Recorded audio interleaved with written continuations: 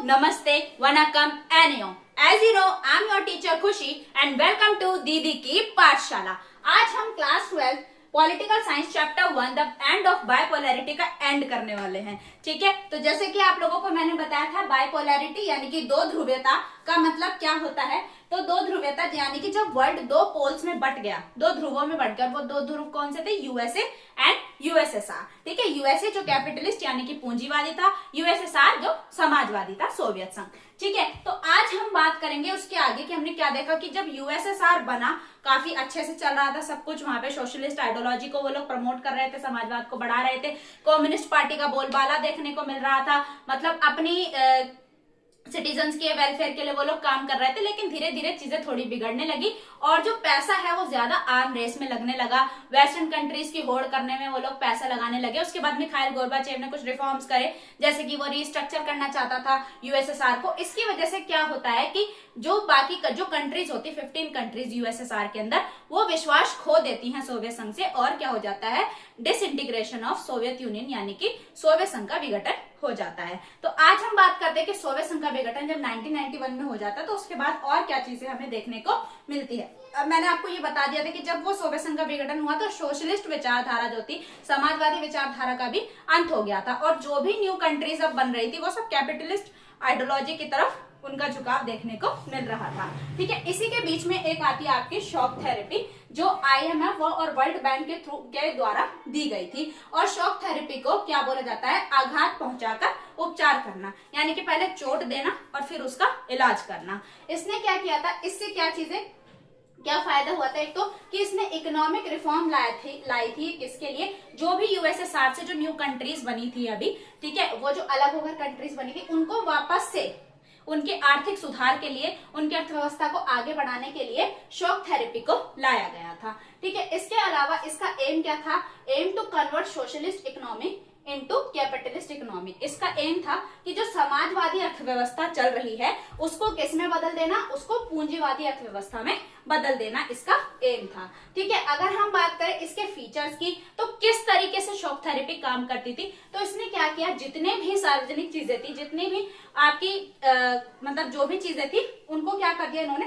Privatise कर दिया। ठीक है, मतलब जो कम्युनिटी के लिए होती थी या जो सोशल वेलफेयर के लिए गवर्नमेंट के अंडर आती थी, वो सब क्या हो गई? प्राइवेटाइज हो गई। अब इसने मार्केट को पूरी तरीके से फ्री कर दिया, यानी कि ट्रेड को फ्री कर दिया कि आप जिसके साथ चाहे आप क्या कर सकते हैं? ट्रेड कर सकते हैं, जिससे कि क्या होगा? मुद्राओं का आदान प्रदान होगा। ठीक है, आपकी करेंसी वहां जाएगी, हमारी करेंसी उनके पास पहुंचेगी। ठीक है, और अगर हम बात करें, और साथ में उसने क्या किया? जो भी चीजें थी, जो भी रिफॉर्म थे, जो भी इंस्टीट्यूशन थे जिस पर गवर्नमेंट का कंट्रोल हुआ करता था, वो कंट्रोल पूरी तरीके से रिड्यूस कर दिया गया, हटा दिया गया। ठीक है, ये शॉक थेरेपी का काम था। अब इससे प्रॉब्लम क्या फेस करनी पड़ी? ये चेंजेस करने तो जरूरी थे, लेकिन ये इतनी जल्दी हुए कि इसको कोई भी कंट्री उस समय पर झेलने लायक नहीं थी। इसीलिए इसको क्या बोला गया? इसको बिगेस्ट गैराज सेल के नाम से जाना गया है ना, सबसे बड़ी गैराज सेल इसको कहा गया, क्योंकि मतलब सारी जो कंपनियां थी, जो भी फार्म्स थे, उनको औने पौने दामों में बेचा जा रहा था। मतलब बस बेचना है, उनको प्राइवेटाइज करना है। ठीक है, इससे क्या हुआ? माफिया वर्ग का उदय हुआ। ठीक है, लोगों ने मतलब ब्लैक मनी वगैरह इकट्ठे करने शुरू करी। और यहाँ पर क्या होता है? इन्फ्लेशन होता है, यानी कि जो रूबल रशिया की अपनी करेंसी होती है, उसमें काफी गिरावट देखने को मिलती है। अनएम्प्लॉयमेंट यानी कि बेरोजगारी आ जाती है। उसी के साथ इकोनॉमिक क्राइसिस भी फेस करने पड़ते हैं किसको? यूएसएसआर को। ठीक है, तो ये थी आपकी शॉक थेरेपी, जिसको आईएमएफ और वर्ल्ड बैंक के थ्रू इंट्रोड्यूस कराया गया था। उसके बाद अगर हम बात करें कि जब रशिया में 1991 के बाद, आपको पता है, मैंने आपको बताया था कि जब यूएसएसआर डिसइंटीग्रेट हो गया, यानी कि उसका विघटन हो गया, तो यूएसएसआर यानी सोवियत संघ के विघटन के बाद उसका सक्सेसर, उसका उत्तराधिकारी कौन बना? रशिया बना। ठीक है, कब बना? 1991 में। तो अब उसको क्या चाहिए? तो जो भी पावर यूएसएसआर के पास हुआ करती थी, वो सारी किसको मिल गई? अब रशिया को मिल गई। ठीक है, तो become successor of USSR, USSR का सक्सेसर बना, सबसे पहली बात उत्तराधिकारी बना।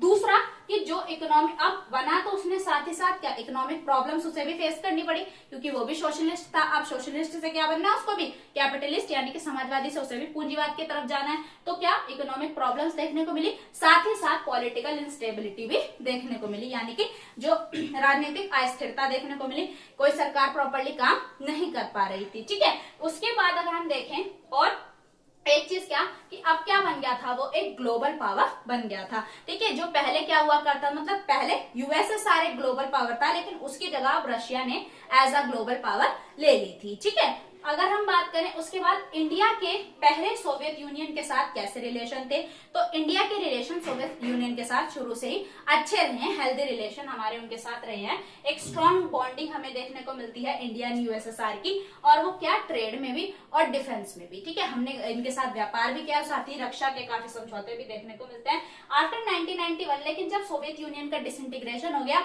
तो क्या रूस ने हमारे साथ वैसे व्यवहार रखे? हाँ बिल्कुल, रूस ने भी हमारे साथ वैसे ही व्यवहार रखा, क्योंकि जैसे हमारा सपना है कि एक ध्रुवीय या दो ध्रुवीय विश्व ना होकर मल्टीपोलर होना चाहिए, बहुध्रुवीय विश्व होना चाहिए, उसी तरीके से रशिया का भी ये सपना है कि जो विश्व है वो बहुध्रुवीय होना चाहिए, मल्टीपोलर होना चाहिए। ठीक है, उसके साथ हमने क्या किया, जैसे हमने न्यू ग्लोबल ऑर्डर को अडॉप्ट किया, इन्होंने भी न्यू ग्लोबल ऑर्डर को अडॉप्ट किया। उसके साथ हमारे जो हमारे जो रिलेशन है यूएसए के साथ क्या हुए हैं, और बेहतर हुए हैं, और इन्होंने भी यूएसए के साथ अपने रिलेशंस को बेहतर किया है। और साथ ही साथ एक चीज क्या है कि 2001 में हमारे यूएसएसआर का जो आपका रशिया है, 2001 में 80 द्विपक्षीय समझौते पर हमने उसके साथ हस्ताक्षर किए हैं। ठीक है, इसके बाद अगर हम बात करें तो इसका इफेक्ट क्या पड़ता है, न्यू वर्ल्ड ऑर्डर किसको कहा गया? भाई जब बिगिनिंग हुई एक न्यू वर्ल्ड ऑर्डर की, तो वो क्या थी? पहले क्या हुआ था, पहले बाइपोलर था, अब क्या हो गया, बाइपोलर से यूनिपोलर हो गया, यानी कि एक ध्रुवीय हो गया। दो ध्रुवीय से विश्व क्या हो गया, एक ध्रुवीय हो गया। ठीक है, एक ध्रुवीय हो गया, वो एक ध्रुव क्या था, यूएसए। ठीक है, कब, सोवियत संघ के विघटन के बाद।